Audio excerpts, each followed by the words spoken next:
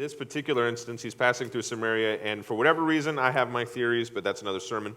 For whatever reason, the Samaritans don't receive him, right? And the disciples' response, I connect with oh so well, because the disciples say, Lord, Jesus, is now the time that we get to call fire down from heaven and consume these Samaritans, right?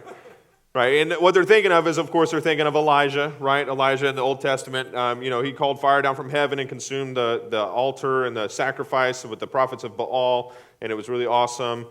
He actually called fire down from heaven a couple times before that, though, and consumed actual captain and 50 men, like 3 different sets of them. So if they're seeing this animosity between the Samaritans and Jesus, and they think, this is it. This is the time we get to do that super awesome thing that we read about in Scripture and say,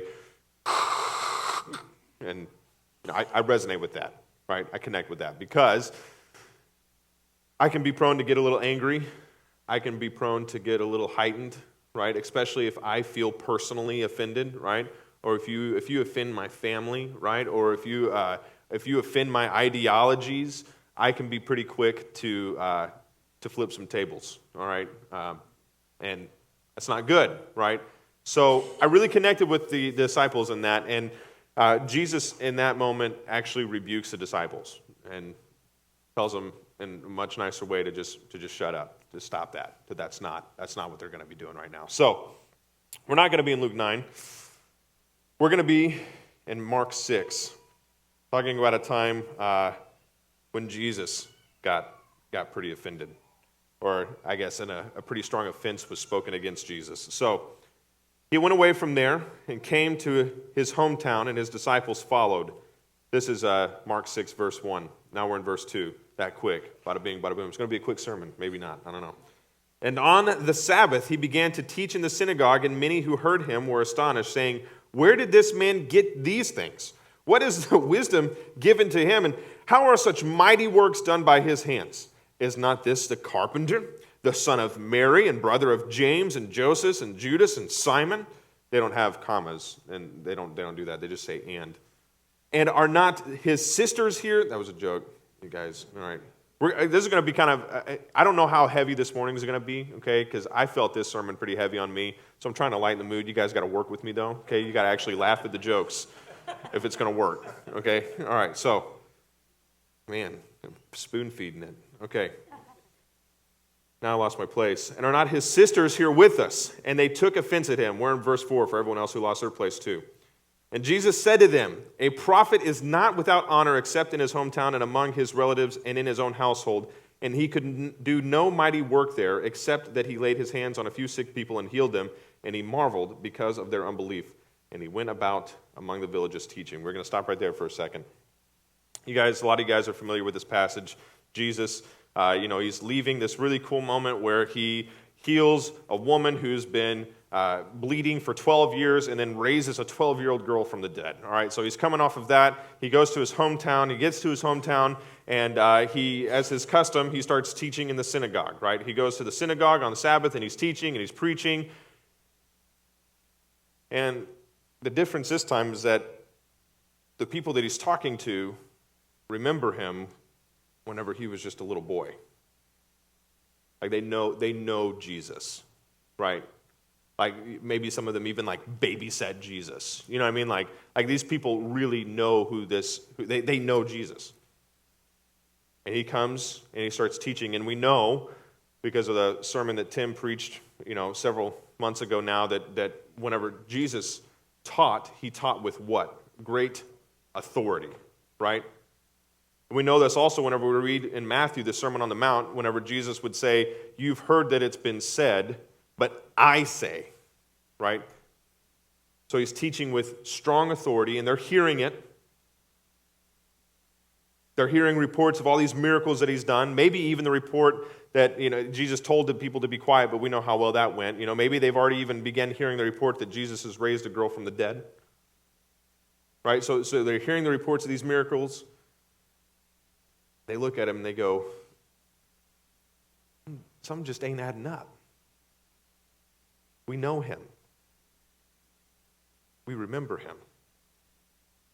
Now, I've heard this passage, the verse in here, that a prophet is not welcome in his own hometown, in reference to somebody who is called into ministry, and then they go to their hometown, and they're not received because, and this would definitely be true of me, okay, if I were to go back to my neck of the woods, and if I were to go there to teach and tell people about Jesus, there would be some people who would look at me and say, man, like, I know the stuff that you did. So this is kind of falling on deaf ears to me, you hypocrite, right? So there would be a little bit of that I would have to overcome. But we're talking about Jesus here, okay? So there is none of that. So it's not. I've heard a quote before. Well, a prophet's not welcome in his own hometown. It's like, well, yeah, but Jesus is sinless, right? So he's not running into that. What is Jesus running into? Jealousy. Well, how come you get to be somebody so great? Well, how come you get to be so awesome? How come all this wisdom is given to you? How come all these mighty works get to be done by your hands? Aren't you just one of us? And here's where the insults come. They say, isn't this just the carpenter? That would have been kind of a little bit of a little dig. And then here's a little bit of a bigger one. Isn't this the son of Mary? Because there's a thing, in a culture, sorry ladies, in a culture where women are not as prestigious as men, right? You don't say the son of a woman, right? You identify a man by his father. So they're saying, so like, isn't this the son of, so it's just another dig. Now here's what's interesting. Jesus is preaching with what? Authority. So he has what? Authority. He's sinless, and he's dealing with sinful man, and that sin is spewing out on top of him. And at that moment, Jesus would have had every right to say, I'm done with this. Who are you to even ask who I am? I'm Jesus. I'm the Messiah. I've come to reconcile you back to the God that you've rebelled from. And you're going to insult me? All right, okay, you guys seen Karate Kid, right? Everybody's seen Karate Kid. And that ending scene. Well, I'm about to spoil it. I picked one that I knew everybody had seen. Oh, man, I'm sorry, okay? You can plug your ears, okay? So Daniel-san, okay? Daniel-san's fighting the bully, and he gets hurt, right? And it's like not working out. And, if there's been this whole tension built up from the beginning of the movie with this bully and Daniel-san, right? And so this is a time, and it's like, no, the bully's not going to get what he had coming to him. And then, Daniel-san,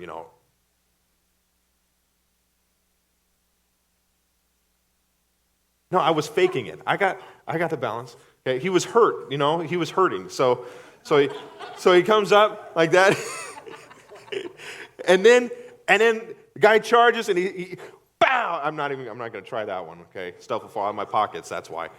So he kicks him, knocks the guy down. I mean, it was like, and then like everybody's cheering because he won the tournament. And at that moment, you're cheering too as you watch a movie. Sorry, Kayla, you won't be because you'll have it spoiled. Everybody's cheering because in that moment, that bully got what was coming to him. And it felt good, right? It felt so good. That bully got what was his. Jesus doesn't do that. Like Jesus right here has the authority, has the power, has the means, has the reason, has everything at his disposal to give these people what they have coming to them.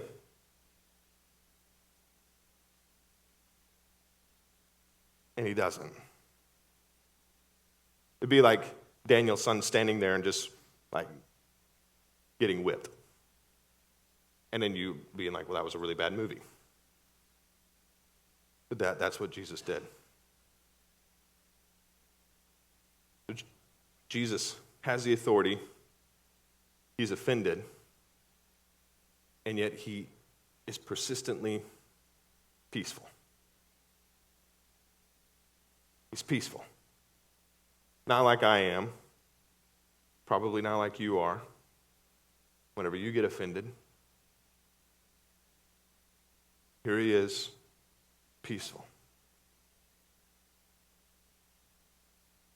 In fact, he leaves there and he hangs around there for a little bit. I mean, at the very least, you're thinking, Jesus, leave, right? Like, just leave. No, He hangs around there for a bit. He just goes around from village to village teaching, talking to people. It's crazy. The peace that he extends. Knowing who he is, knowing who these people are, knowing the insults. Peace. As disciples of Jesus, which most of the people in this room would identify as a disciple of Jesus, as disciples of Jesus, we're commissioned to extend that same peace. And I think that on a personal level, on an individual level, and even corporately as like the American church, we're falling short of that. One real obvious place that this rears its really ugly head is in the realm of politics. I mean, the church has decided to pick this hill to die on, and then some people in the church are really upset with that hill to die on, so then they come over here to this hill to die on, and neither one of those hills are Calvary.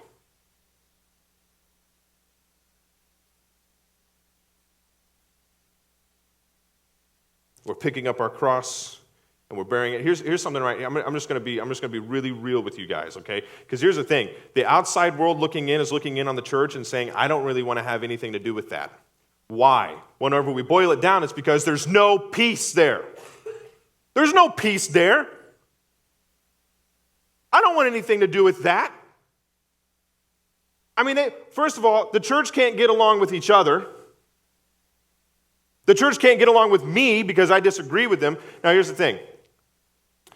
I'm going to just put this out here, okay? We're entering into like this 2-year residency, this camaraderie, right? We got Ferguson and Arnold coming together. You guys understand that the predominant political view in Arnold is quite different from the predominant political view in Ferguson. You guys understand that?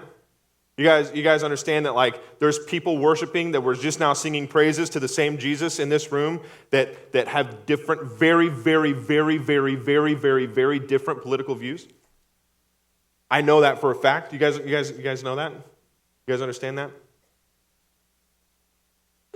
We have to be able to operate with one another in peace. We have to even be able to, I would say, talk about these things with an element of peace about us.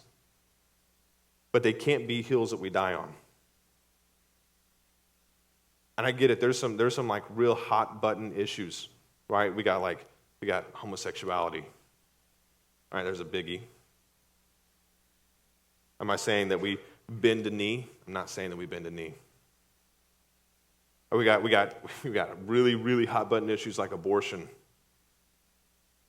Am I saying that we bend a knee? I'm not saying we bend a knee. But I'm saying that we fight for the life of the unborn child in a way that allows us to still minister to the mother. Not in a way that ostracizes her and casts her aside. Because we've decided as disciples, as Jesus said, pick up your cross and follow me. And we've picked up the cross and we've gone to different hills. And we wonder, what's going on? And I get it, it's hard. It's hard. We're about to engage in, Tim's issued this challenge of gospel conversations, 200 gospel conversations. I've done the same thing with Ferguson Peeps, right? We talked about it as one of our goals. We're having 80 because we're smaller than you guys. But we're having this goal of having intentional gospel conversations with people with an intentional invitation to actually put their faith in Jesus Christ, right? We're going to be encountering people as we do that think very differently than we do. And at that moment, it's going to be real tempting to die on another hill.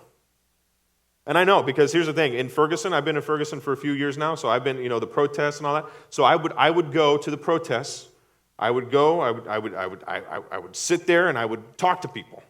Anybody that would listen to me, I would talk to them about Jesus. I did it very imperfectly, but my heart was to show them that they're loved, right? Because I understand that there's a lot of hurt in the community. So I want to be there in the community, and I'm experiencing the hurt. So I want to be there, and I want to communicate as somebody who is hurt, but who is finding hope in Jesus, that, look, I know you're hurting, but I want to make for sure that you understand as you hurt, you can find hope in Jesus. And I'd get there, and here's the thing, guys. I would see the American flag, but I never saw it being waved proudly. I saw it all kinds of different ways, but never that way. Dragged from the back of a truck, on the ground being spat on and stomped on, right? I've gotten in conversations with people here was my approach. I would approach somebody and I'd say, hey, what do you think the problem is? You're here protesting, what do you think the problem is? And they'd explain it to me, and it would boil down to basically be prejudice, racism, right? I'd say, okay, what do you think the solution is? And they'd tell it to me, and they'd boil it down, and basically what it would be is sign this petition, vote for this politician. One guy with a Glock on his hip and a rifle on his chest said, I think it's going to come to war, right? And I'm like, I believe you. You obviously believe what you're saying, right? But there was always this political tension, and it would be resolved by their political side being more powerful one way or another, right? Now, it was always super, super, super tempting to get into political conversations because I didn't always agree with what they were saying politically. So it'd be really easy for me to start talking about socialism versus capitalism, right? Be really easy for me to do that. But by God's grace, I was able to stay focused on Jesus. And I would say, well, let me tell you that I agree with your hurt. I see that there's a problem too, but I think the solution is Jesus. Can I tell you about him? And most of the time I'd have people say, yeah, tell me about him. Like, what you got? And my message was, if you would put your faith in Jesus and walk with your faith in Jesus, then you would find peace even though there's chaos. That was my message. That has to be our message as we go out, as we engage, because we got real tense political climate going on right now. And it's going to be real easy to get sucked into those conversations. I'm not saying we can't talk about it. But here's the thing, and this may be radical, and you guys may disagree with this. You may disagree with it. And I may even be wrong, okay? I'll leave some room for me to be wrong. You can come talk to me and be like, Kingston, I think you're wrong on that. Again, because there's such big issues on the line, right? Like all these. But here's the thing. We need to disagree about politics with somebody that we're talking to like we disagree about sports teams. I hate the Patriots. Hate them. Right? But I got friends who like them. And I'll hang out with them. And I know this is my Patriot-loving friend, right? Here's the thing, it may sound radical because, again, there's such heavy issues on the line, but what we've done is we've taken these issues and we've wrapped them up into really sinless packages like the Republican Party or the Democratic Party, and then we've decided that those are hills to die on. And here's the thing is that whenever Jesus comes back, it is going to matter just as much if you're Republican or Democrat as if you're a New England Patriots fan or whatever fan. It's going to matter just as much. What's going to matter is your faith in me or is your faith not in me? Some of you guys may just need to hear that there are like socialists out there that love Jesus. Maybe you need to hear that. Some of you may need to hear there are like capitalist CEOs with a whole bunch of money that love Jesus. Maybe you need to hear that. Those can't be hills that we die on. Another place, I don't want you guys to think this is a political sermon, so we'll back away from that. All right, here's one. Here's where I see, personally, you know me, and again, I see this. I see Christians go to restaurants and complain about the service. And here's the thing, is sometimes we're justified in complaining about it because it's what? Bad. That's not what I ordered. It came out too slow. Whenever I got here, it was cold. I've been needing a refill for like 15 minutes now, right? You've been on your phone this whole time, right? And again, what did Jesus do? Jesus had the authority, he had the reason, he had every reason to come down on but he didn't do it. How radical would it be? How radical would it be if we actually continued to love the server and was kind to the server and even still tipped the server? Crazy, right? How radical would that be? Showed love to them, talked to them, get to know them. How crazy would it be if we then actually asked to speak to the manager to thank them for the opportunity to eat at their store? Maybe we can't say thank you because the service was so good, because maybe it wasn't, but we can thank them for the opportunity. Here's the thing, one time Crystal and I don't even know why we did it, I don't know what happened, but we actually did ask to speak to the manager because something happened and it was really good. And we're like, I want to tell the manager that was awesome, that server was awesome. And we asked the server, hey, can we talk to the manager? And she was super nervous, right? We're like, no, we're not going to say anything bad. We're really impressed. We want to talk to the manager. And manager came out. We're like, hey, we just want to let you know, this server, this waitress, she crushed it. She killed it in a good way. It was awesome.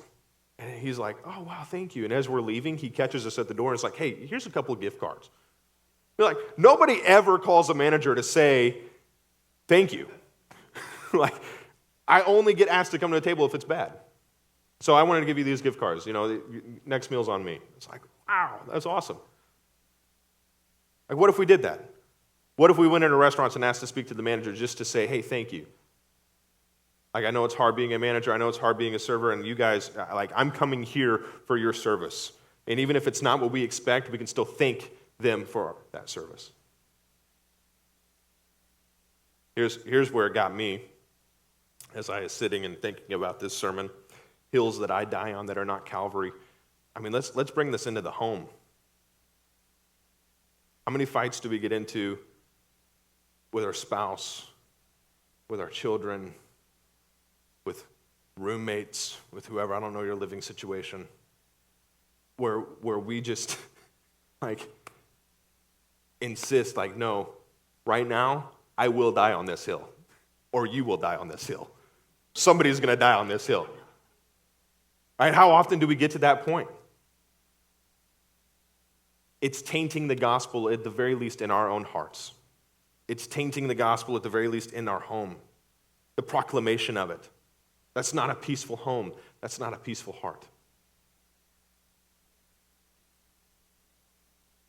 So I really want to convince you guys of something, and that's this. We're prideful. We want what we want when we want it. We really, really, really want other people to agree with us on everything, and we are willing to fight to make for sure that happens. And we need to let that go. We need to let it go. Because here's Jesus, and he let it go for the proclamation of the gospel. We're not just letting it go for nothing. We're letting it go so that the gospel can be heard louder. So, let's look and see what Jesus told his disciples to do after that. This is verse 7. And he called the 12 and began to send them out 2 by 2 and gave them authority over the unclean spirits. He charged them to take nothing for their journey except a staff, no bread, no bag, no money in their belts, but to wear sandals and not put on 2 tunics. And he said to them, whenever you enter a house, stay there until you depart from there. And if any place will not receive you, and they will not listen to you, when you leave, shake off the dust that is on your feet as a testimony against them. So they went out and proclaimed that people should repent. And they cast out many demons and anointed with oil many who were sick and healed them. That's pretty awesome right there.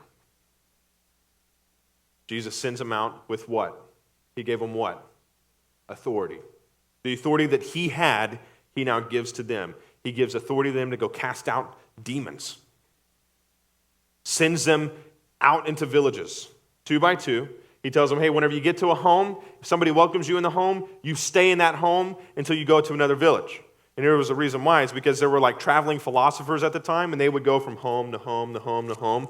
And what they were basically doing is begging for money, but they did it in a way that was like pay me to educate you type thing. right? Or what else Jesus probably didn't want is for them to come to one home and be accepted there, and maybe it's, a shack, and then they get to know while they're there somebody else who's got a mansion, and they're like, well, hey, you can come stay with us, and then, showing, prejudice there. Jesus says, you get to one place, you stay in that one place. Because it's not about where you're staying, it's about what you're proclaiming. Then he says, as you're going, whenever you're going, don't take anything with you. Just what you need. Why?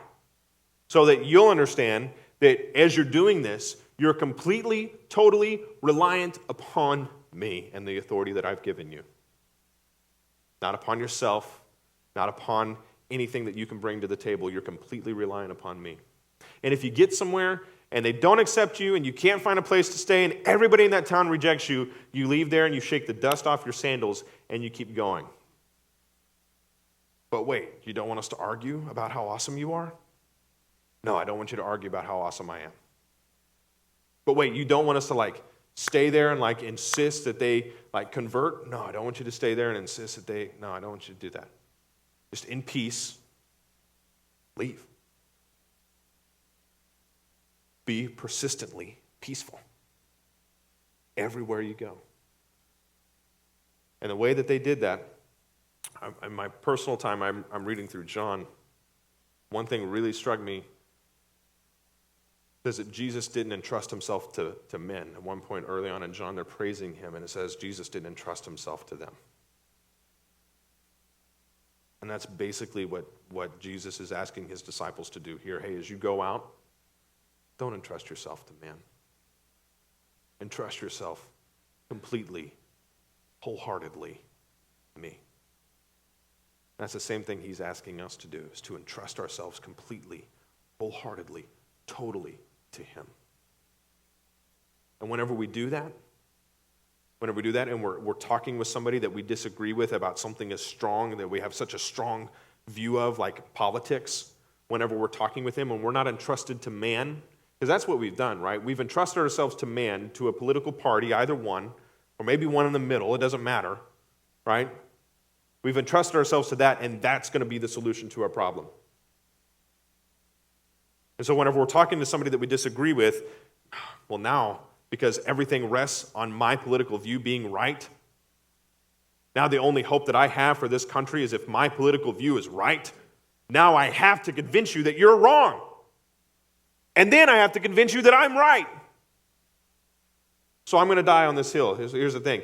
If we're not entrusting ourselves to man, then we're able to say, wow, I disagree with that, because we have views, we have opinions, we have thoughts. We say, hey, I disagree with that. Maybe we can talk about that sometime, but really, I just want to let you know that all this chaos going on around us in our country, the real hope that I've found is not in a political party, but it's in Jesus.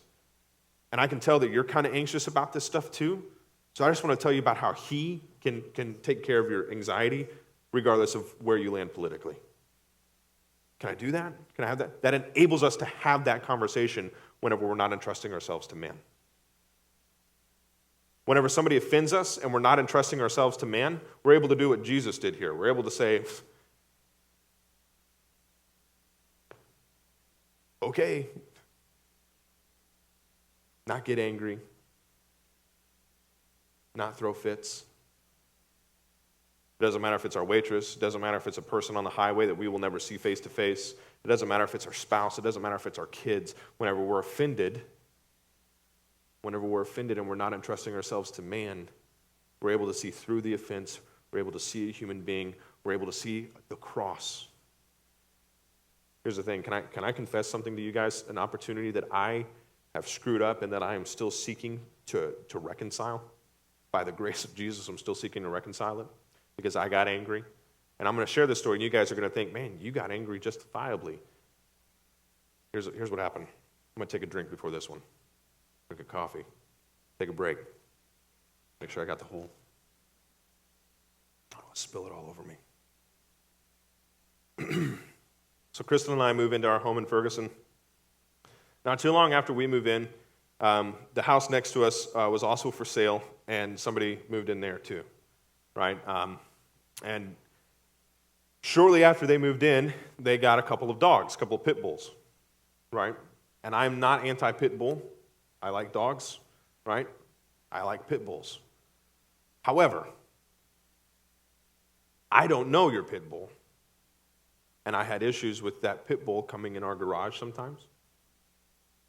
And here's what we do. We get our kids ready to go, and Zion's old enough to go out and buckle himself in. And we stay there by the door, right? We keep an eye on him, but as we're getting coats on the other kid, right, Zion's first, go buckle yourself in, and we get, right? So here's the thing. Zion opens the door one time, and guess what?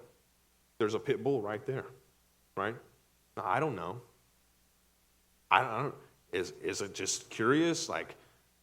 Surely it is. And what's it going to do if it senses a fear in my kid? Because Zion definitely freaked out. You know what I mean? So I don't know. So I had to have a conversation with the owner, right? And this time I kept my cool, although I did make a threat. I walked over and I said, hey, your dog keeps coming over in our yard while we're playing, and you guys aren't out. And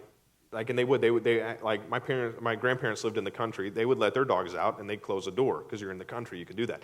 You can't do that whenever you are not in the country. And they would do that. They'd open their doors, and their two pit bulls would run out, and they'd run everywhere in the neighborhood, and they wouldn't be anywhere. So I'm saying, hey, you can't do that.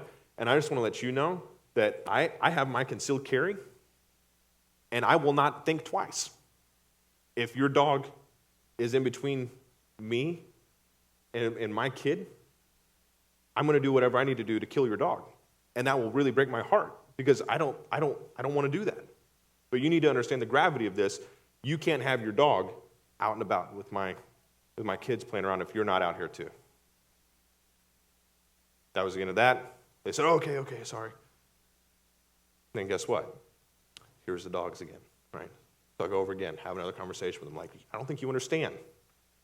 Not been an issue yet. But if there is, I will, and I told him, I'll cry about it. If I have, I'm not trying to be mean here, but these are my kids that I'm talking about. They're your dogs.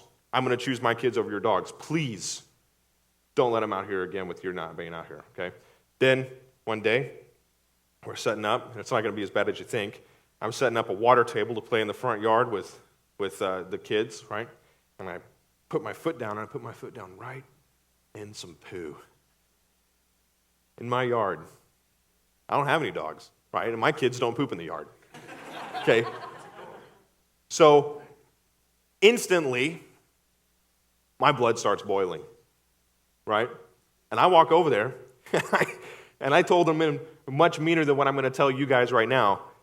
Your dog just pooped in my yard. Don't let your dogs out again. I'm going to start calling the police, and I'm going to get your dogs taken away, or I'm going to kill your dogs. Get the poo cleaned out of my yard. Here's the thing. Every time that they see me, very few words are spoken to me.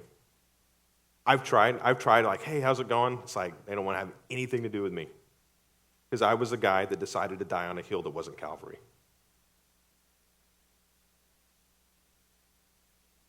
I could have picked the poo up myself. Never even told him it was an issue. Sure, I had the right to go over. Right? I could have told them calmly, explained to them calmly without threatening to kill their dog, why they can't have their dog out. I could have even offered hey, maybe if we spend some time together, my kids get comfortable with the dog, we get comfortable with the dog. The issue is we just don't know your dog. We don't know what kind of pit bull it is. We don't know how you're raising it. We don't know, we don't know you. We don't know your dog. Maybe if we knew you and we knew your dog, we'd be cool with it. Could have taken that approach. But instead I decided that I was in my right. That was the thing, right? I had a right to. Right? It's my kids. It's my yard. Really, it's Father's kids. It's Father's yard. I'm his steward of what he's given me. And he's given me, above all, a commission to spread the gospel, first and foremost, to my family, and then my neighbor.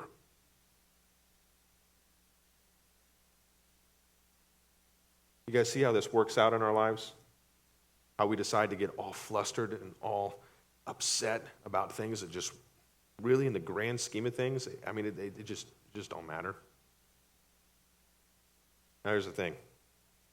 You could be thinking, okay, all right, Kingston, I hear you. I hear you saying that we have a problem. All right, I have a personal problem. We have a problem as a church. We need to do better. Okay, now here's what I'm going to say. You ready for this one? You can't. Like, we can't do better. It's like, yeah, but I really don't want to disappoint God. Right? I really don't want to disappoint Jesus. Like, you're right. He's given me a commission to just like take my emotions and not feel them. No, that's not what I'm saying. That's not what I'm saying. Feel the emotions, feel them in His presence, and allow His blood to wash over us so that we can enter into the relationships around us, proclaiming the gospel, proclaiming peace in a world that is insanely chaotic right now. Here's the thing. We can't do that. We can't muster up enough strength and muster up enough care and muster up enough compassion to say, you know what, I'm just always going to be always so focused on Jesus that I'm always talking about Him everywhere I go, that I just won't feel anything whenever somebody gets up. Here's the thing. We need the Holy Spirit to dwell within our hearts to do that. Here's what's really interesting. Whenever I looked at Jesus, I was preaching through Matthew a couple years ago. I don't know when it was, and I was looking at Jesus, and it just was so interesting to me how sometimes Jesus would take a stand. I mean, he'd take a stand. He called the Pharisees vipers, right? He called them snakes. He called them whitewashed tombs, which is a huge insult, right? He flipped tables over in the temple. I mean, there were times whenever he took a stand, and then there were times where he could have annihilated everybody, and he didn't. The biggest one being the cross, right? And I thought, man, Jesus, like, what's the rhyme or the reason? It's like some people would say, oh, well, whenever the message is interfered with, then He'll take a stand. Well, here's the thing. The message is, He is the message. So the message is being interfered with here, in His hometown. So that's not it. So I thought, well, what is it? And then I thought, Jesus, like, you told us what it was. You said, I don't say anything unless the Father tells me to. I speak when the Father tells me to speak. I'm silent when the Father tells me to be silent. Now, I don't think that necessarily applied to, dinner talk table. Maybe it did. I don't know. Dinner table talk. But in these instances where he's being opposed, I think it definitely applied there. So here's the thing, is that we have to be walking so closely with Jesus to know when we're supposed to speak, because I'm not saying that we don't take stands. We do it in a way that's full of compassion and full of peace, but I'm not saying that we don't take stands. But I'm saying that we don't do it because we're personally offended. Because we're able to take that to the cross, we're able to leave it there, and we're able to interact with people who are sinners just like us. And whenever we fall short of that, whenever we fail, and here's the thing, is that we fail like a lot. Like, we're going to leave here, and we're going to leave here like, oh man, I need to do better. I'm saying you can't. You need the Holy Spirit to come in. You need to commune with Him so that the Spirit can shape you into a new being, so that the Spirit can transform you, can sanctify you. That's what I'm saying we need to do. And in that process, we're going to fail, and we're going to look, and we're going to say, man, I really screwed up. Like with my neighbor, I really screwed up, guys. Like, I really dropped the ball. But here's the thing, is that I don't serve a God who has stopped being peaceful. Even now, He extends His peace to me. Even whenever I fail in doing what He's commissioned me to do. Even whenever I offend Him by not proclaiming the cross. Even whenever I appear to be against Him because I'm getting into an argument with somebody. Even in that moment, He's still the Prince of Peace. Even in that moment, He's still extending grace. And even in that moment, I can still step back into His presence, understanding that I never really left His presence, and ask the Spirit to take care of all of it.